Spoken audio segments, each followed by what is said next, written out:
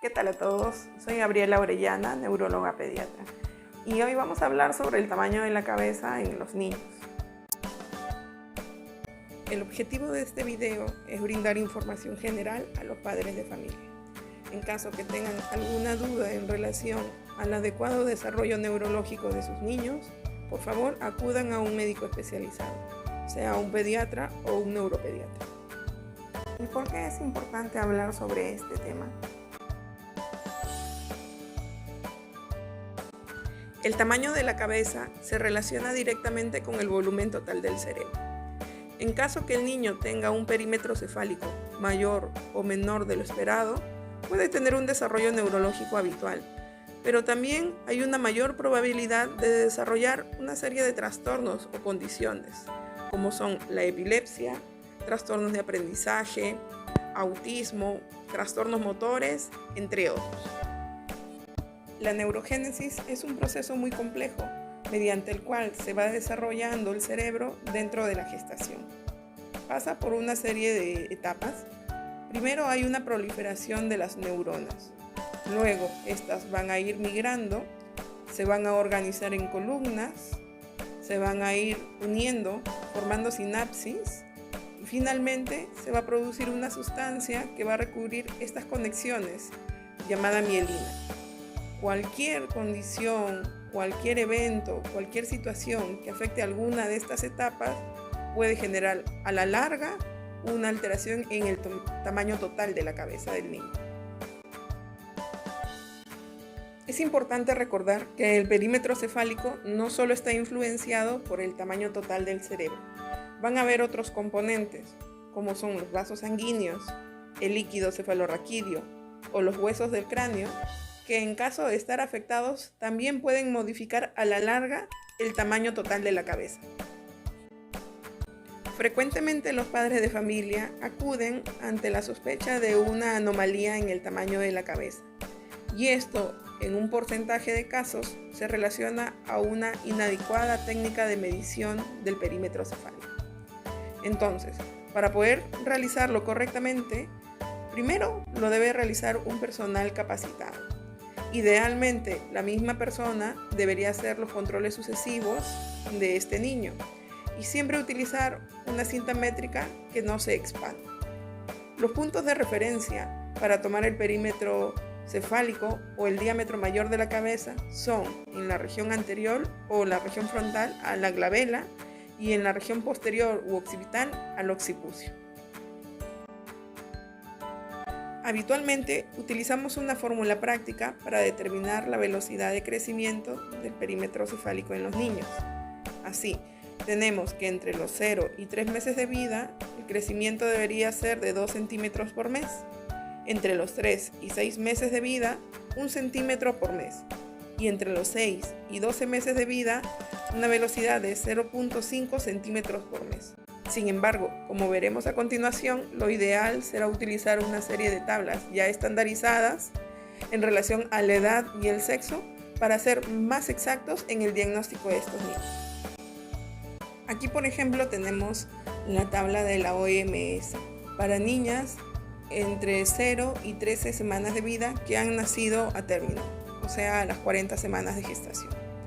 Por ejemplo, tenemos una niña de 2 meses u 8 semanas de vida con un perímetro cefálico en 38 centímetros. Eso está dentro del rango de la normalidad.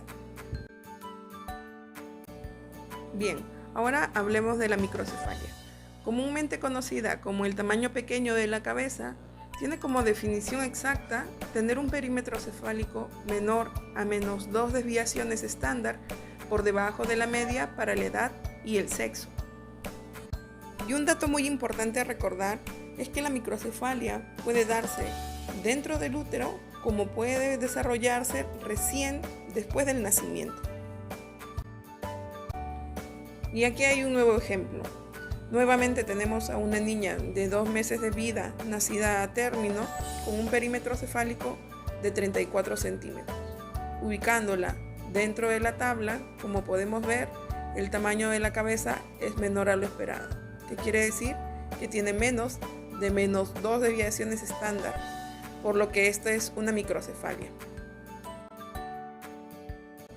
Bien, en relación a las causas, tenemos las de tipo genético, que puede ser heredadas de los padres o nuevas variantes genéticas solo propias del niño, infecciones congénitas como el citomegalovirus, la varicela, el virus del Zika, entre otros, el consumo de sustancias tóxicas durante la gestación, como son el alcohol, el tabaco, drogas, algunos medicamentos como la fenitoína, entre otros, y puede haber una disminución del flujo sanguíneo hacia el bebé, ya sea por una insuficiencia placentaria o por una asfixia alrededor del periodo de nacimiento.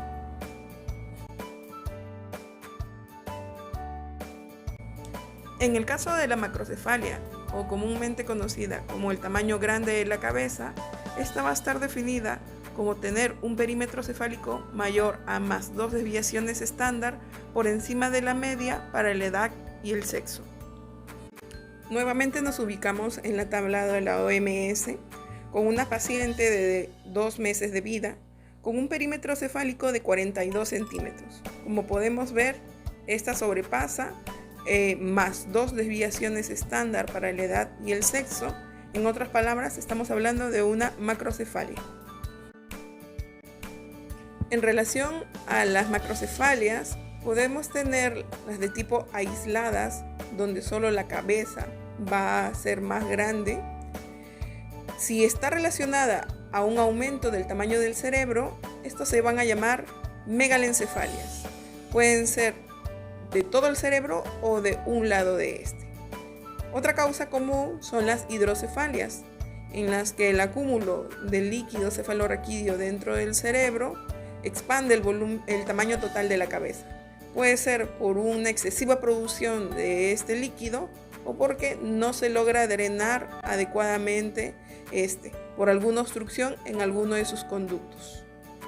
También tenemos los síndromes de sobrecrecimiento, que quiere decir que tanto la cabeza como el cuerpo son grandes en este niño.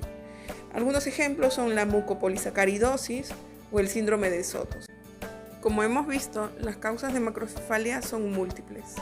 Sin embargo, la más común, la más habitual, es simplemente una macrocefalia constitucional o heredada de los padres. Son niños que van a tener un desarrollo neurológico totalmente normal.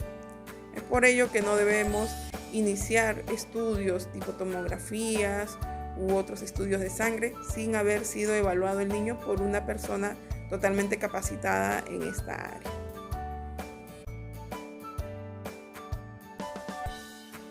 Como padres de familia, la obligación es llevar a su niño a los controles habituales de niño sano. En caso que se detecte alguna anomalía por un personal capacitado, se debe derivar tanto al pediatra o al neuropediatra para que hagan los estudios pertinentes.